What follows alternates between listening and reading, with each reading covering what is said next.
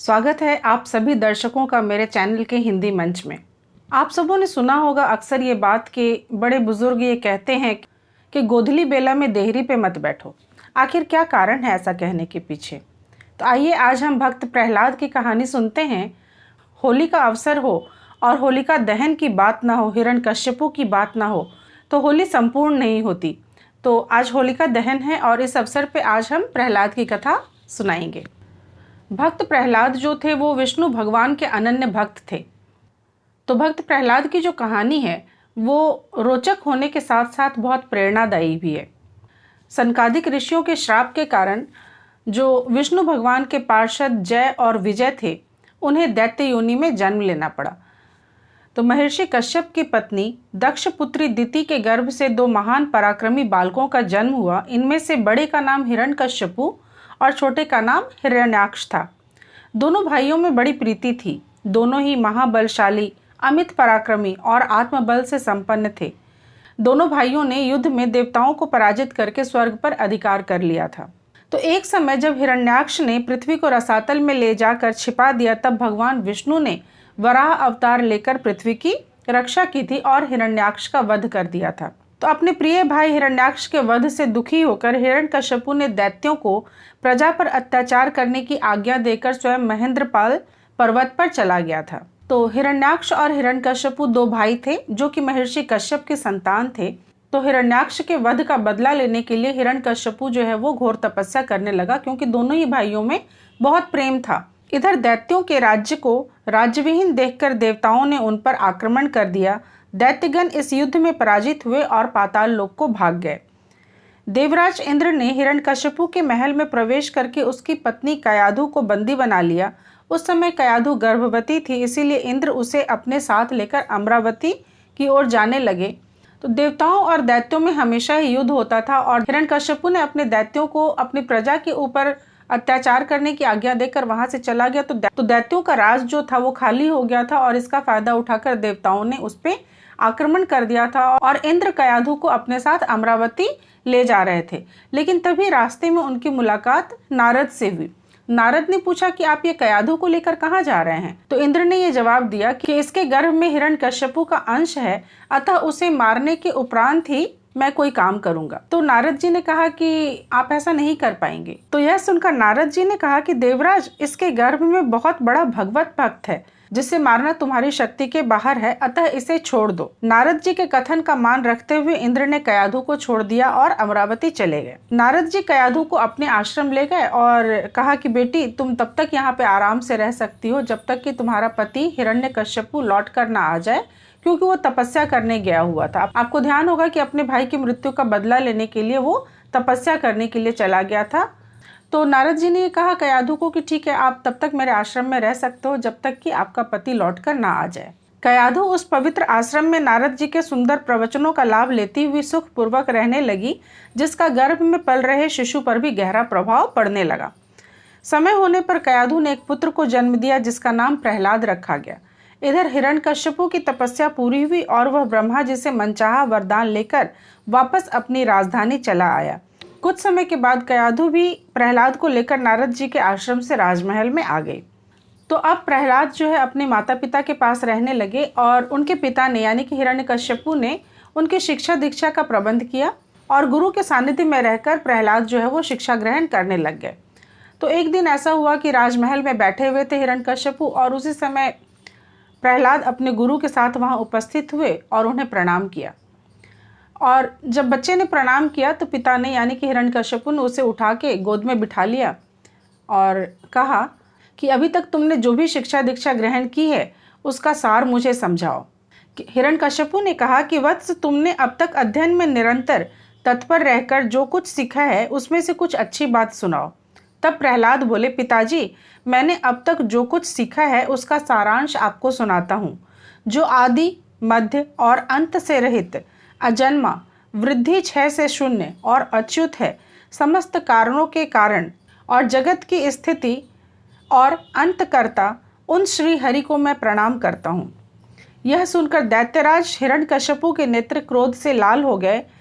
उसने कांपते हुए होठों से प्रहलाद के गुरु से कहा कि अरे दुर्बुद्धि ब्राह्मण, या क्या तूने मेरी अवज्ञा करके इस बालक को मेरे परम शत्रु की स्तुति से युक्त शिक्षा कैसे दी? गुरुजी ने कहा, दैत्यराज, आपको क्रोध के वशीभूत नहीं होना चाहिए। आपका पुत्र मेरी सिखाई हुई बात नहीं कह रहा है। तो गुरुजी ने जब ये कहा कि आपका पुत्र मेरी सिखाई हुई बात नहीं कह रहा है, तो उन्हें बड़ा ताज्जुब हुआ। उन्होंने पूछा, फिर ये बातें इस बच्चे को किसने बताई? श्री हरि की प्रशंसा वो मेरे सामने कर रहा है, ये बातें इस बच्चे को किसने बताई? हिरण्यकश्यपु ने अपने पुत्र से ही पूछा कि बेटा प्रहलाद, तुमको यह शिक्षा किसने दी? तुम्हारे गुरुजी कहते हैं कि मैंने तो इसे ऐसा उपदेश दिया ही नहीं है। तो प्रहलाद कहता है कि पिताजी, हृदय में स्थित भगवान विष्णु ही तो संपूर्ण जगत के उपदेशक हैं। उनको छोड़कर और कौन किसी को कुछ सिखा सकता है? तो हिरण्यकश्यपु कहते हैं, अरे मूर्ख, जिस विष्णु का तू निशंक होकर स्तुति कर रहा है वह मेरे सामने कौन है? मेरे रहते हुए और कौन परमेश्वर कहा जा सकता है? फिर भी तू मौत के मुख में जाने की इच्छा से बार बार ऐसा बक रहा है। ऐसा कहकर हिरण्यकश्यपु ने प्रहलाद को अनेकों प्रकार से समझाया, पर प्रहलाद के मन में श्री हरि के प्रति भक्ति और श्रद्धा भाव को कम नहीं कर पाया। तब अत्यंत क्रोधित होकर हिरण्यकश्यपु ने अपने सेवकों से कहा कि अरे यह बड़ा दुरात्मा है, इसको मार डालो। अब इसके जीने का कोई लाभ नहीं, क्योंकि यह शत्रु प्रेमी तो अपने ही कुल का नाश करने वाला हो गया है।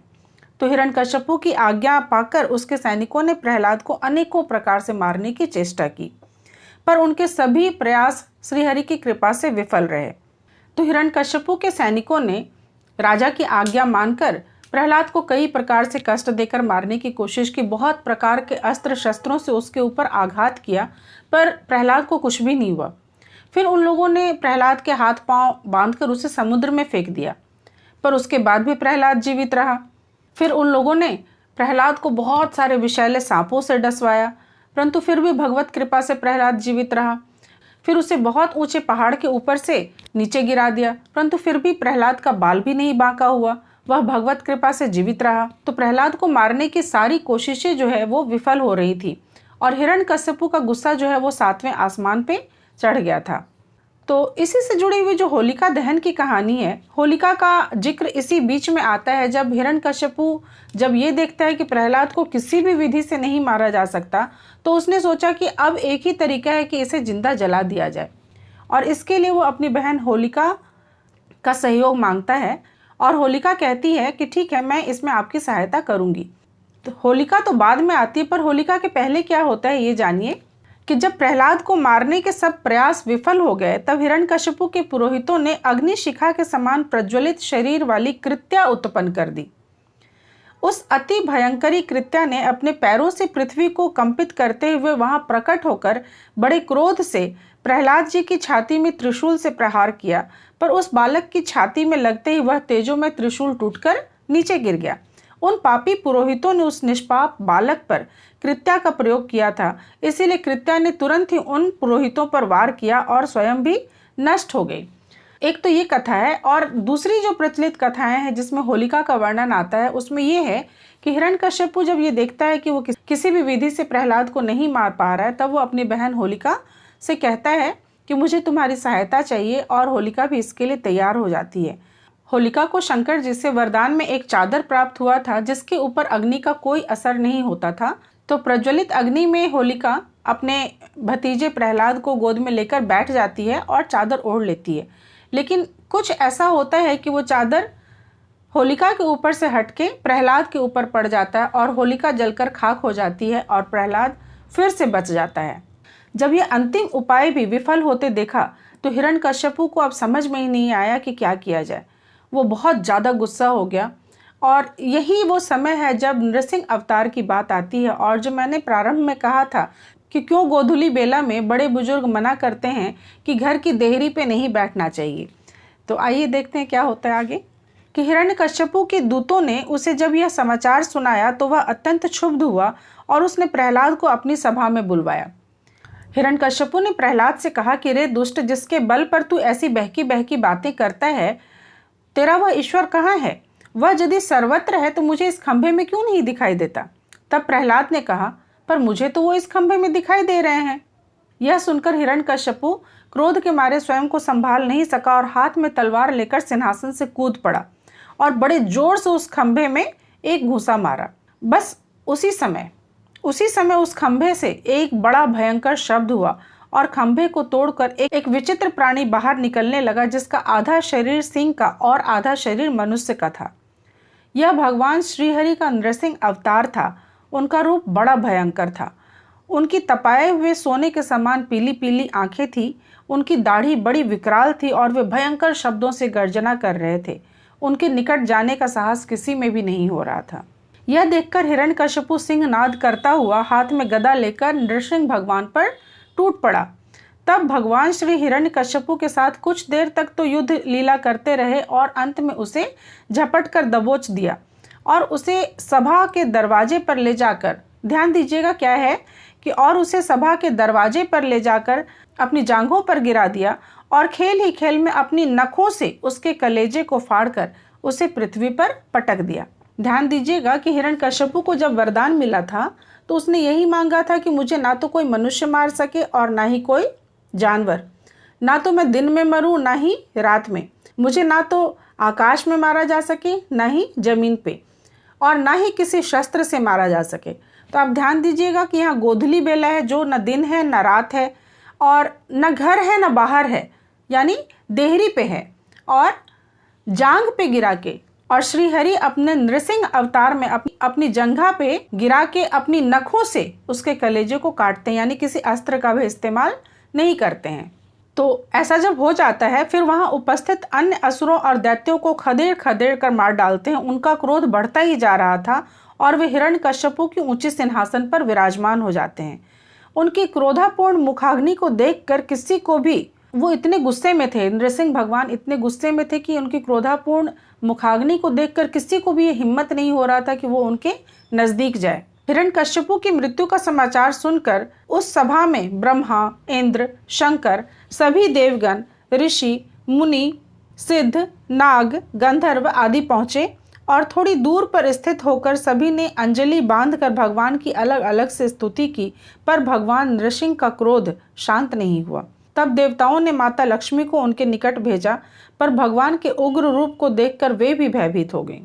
तब ब्रह्मा जी ने प्रहलाद से कहा, बेटा तुम्हारे पिता पर ही तो भगवान क्रुद्ध हुए थे, अब तुम ही जाकर उनको शांत करो। तब प्रहलाद भगवान के समीप जाकर हाथ जोड़कर साष्टांग भूमि पर लौट गए और उनकी स्तुति करने लगे।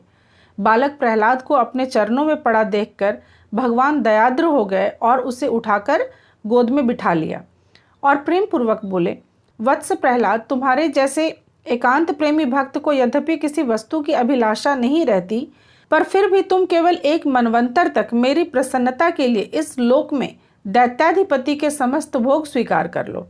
भोग के द्वारा पुण्य कर्मों के फल और निष्काम पुण्य कर्मों के द्वारा पाप का नाश करते हुए समय पर शरीर का त्याग करके समस्त बंधनों से मुक्त होकर तुम मेरे पास आ जाओगे। देवलोक में भी लोग तुम्हारी विशुद्ध कीर्ति का गान करेंगे। यह कहकर भगवान नृसिंह वहीं अंतर्ध्यान हो गए। तो इस कथा में हमने देखा कि जिस तरह से श्रीहरि भगवान ने प्रहलाद की रक्षा हर आपत्ति से की, ठीक उसी प्रकार सभी व्यक्ति जो ईश्वर का भजन करते हैं, जो श्रीहरि की प्रार्थना करते हैं, उनकी पूजा करते हैं, उनकी भी सभी कष्टों में भगवान रक्षा करते हैं। तो आज हमने होलिका दहन से जुड़ी हुई भक्त प्रहलाद की कहानी सुनी। आप भी ईश्वर की आराधना कीजिए और भक्तिभाव जगा के रखिए। मिलते हैं अपने अगले एपिसोड में। आप सभी का बहुत बहुत धन्यवाद।